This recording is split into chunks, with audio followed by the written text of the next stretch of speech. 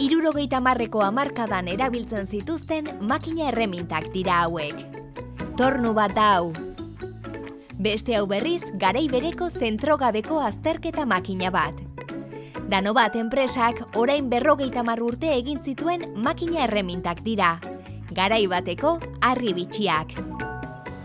Asko aldatu dira makinak denbora honetan. Egungo merkatuak oso eskaera zorrotzak egiten dizkio makina erremintaren sektoreari.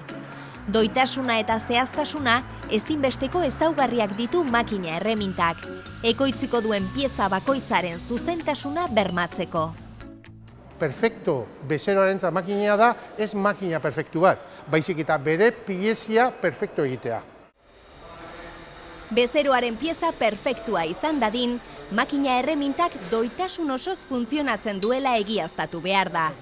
Danobat enpresan makina erremintak egiten dituzte, diseinatu eta ekoitzi. Makina bera muntatzen hasten diren momentutik pauso bakoitza egiaztatzen dute. Makinaren oinarritik, bankadatik hasi eta gehitzen dioten elementu bakoitzeraino. Makinak guztiz amaituta dagoenean ere egiaztatzen dute, bezeroaren pieza behar bezala egiten duela ziurtatu arte. Danobaten makina berifikatzia betidanik egin da. Danobatek 75 urte ditu eta betidanik egin behar izan du lan hori. Zer gertatzen da, orduan erabiltzen ziren medioak edo erramintzak ez dute ezer ikusirik oraingoekin. Orain, pausu bat aurrera, o 10 pausu aurrera eman dira, laserrak, bolbarrak, beste erramintza digitalak, ordenagailuak, dena erabiltzen da, eta hortarako, ere bai, askoz ere prestatu egon behar dira langileak.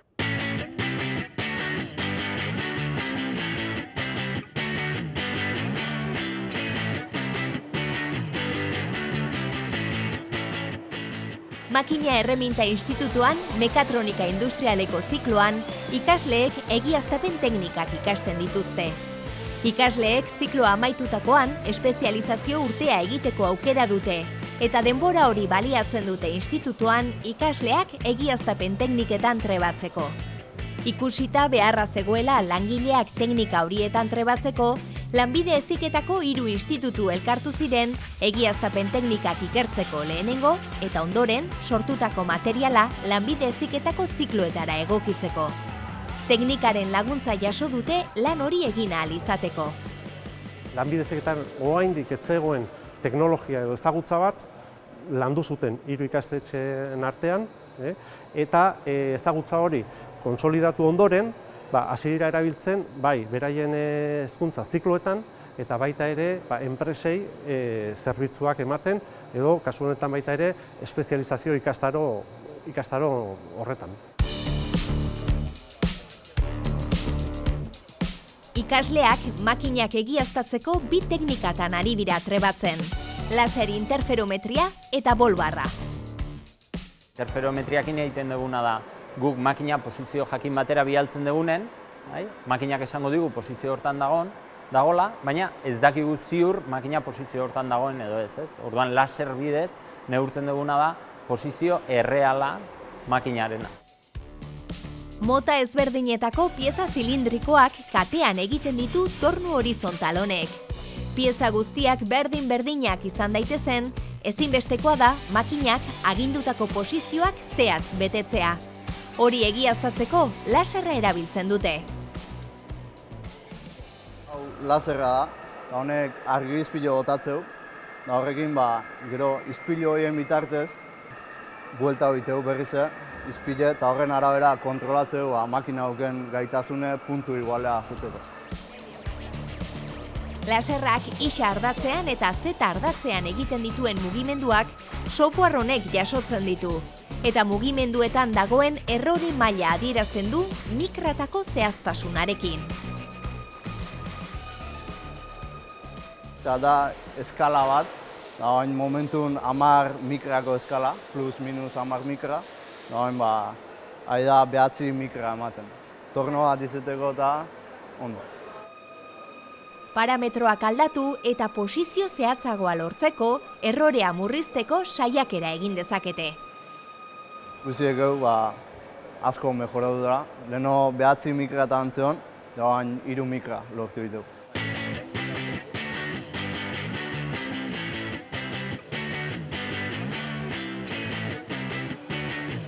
Bolbarrak azkenean, inglesez itzulpena egingo bagenuke, dia bi esfera eta barra bat. Barra horrek dauka elementu berezi bat barruan, neurketa sistema zehatz bat egiteko, eta azken finean neurtzen duguna da bi biraketa nola egiten duen makinak. Prozesu anitzeko mekanizazio zentro bat da hau. Bertan fresaketa eta torneaketa lanak egin ditzakete. Makinak bi ardatzetan egiten dituen biraketen zehaztasuna neurtuko dute orain. Bolbar bidez, aige ikusten, arratzen arteko erlazioa ona da, ez? Deitu, alde bateaka buelta bat, eta ikusten da, alde hortaka ze mugimendu dituen. Eta gero eta mugimendu iguala, baina bestaldeaka, eta orduan, bien arteko diferentzia markatzen dugu hemen. Ondo duteko iguala egon beharko litzake, eta hemen ikusten da, ez tola iguala. Orduan parametrotan alda beharko litzake, bila iguala izan daitezen.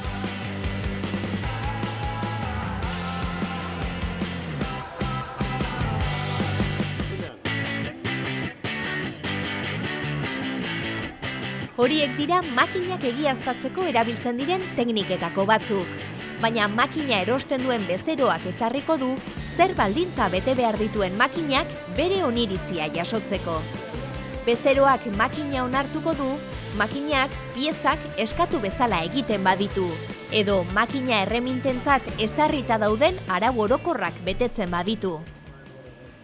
Gaur egun asko erabiltzen dena da, pieza konkretu bat ekartzen dizu bezeroak, eta pieza konkretu horrekiko makinak daukan gaitasuna.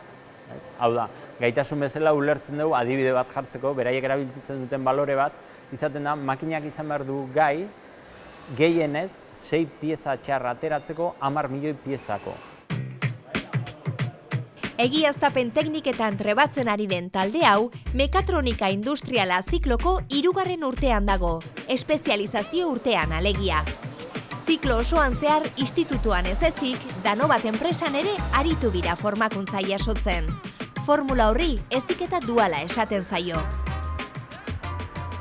Badira urteak heziketa dualean gaudela, eta azken finean partekatzen ditugu ikasketak lanarekin, ez? Enpresan daude egun batzuz, beste egun batzuz ikastetxean, eta hor egoten da programazio adostu bat, eta pixkat mekatronikako formakuntza jasotzen dute bi eremuetan, ez? Askoz berazgarriagoa beraientzako. Azkenean tailer bat zer da, paretak eta guruak dira, eta desberdintasuna tailer batetik bestera pertsonetan izaten da.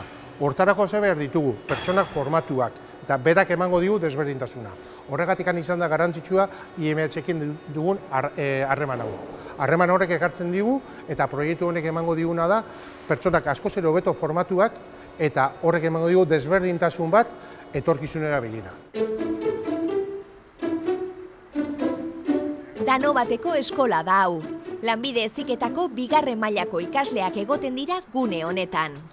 Zikloaren 2. urtean, astean 2 egoten dira ikasleak enpresako eskola honetan. Beste 3 egunetan formakuntza institutuan jasotzen dute. 3. urtea espezializazio urtea da, eta batez ere enpresan egoten dira. Eta institutuan 90 orduko 3 egonaldi egiten dituzte, egiaztapen teknikak ikasteko. Eta 3. kurtsua da askoz bideratuagoa lantegira. Lantegian benetako montatzaileekin eta realitate makinekin egiten dute lana. Horea hasten dira ezagutzen benetako lana. Baita ere bai, klientearen exigentziak eta bidaltzen ditugu baita ere kanpora ezagutzeko ez dela berdina etxean lana egin edo kanpoan zeudenean. Orduan horrek ematen digu jendea askoz ere esperientzia gehiagorekin agertzea gure lantegietara.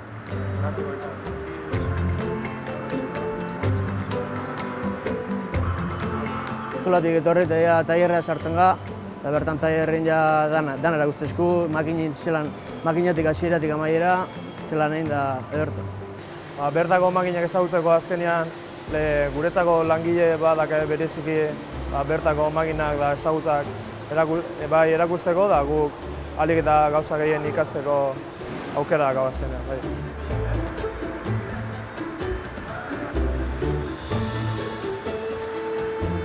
Bai, instrumentuak da hartzean da makina bat ikutzeko orduan, beldur hori kentzeko modu bat.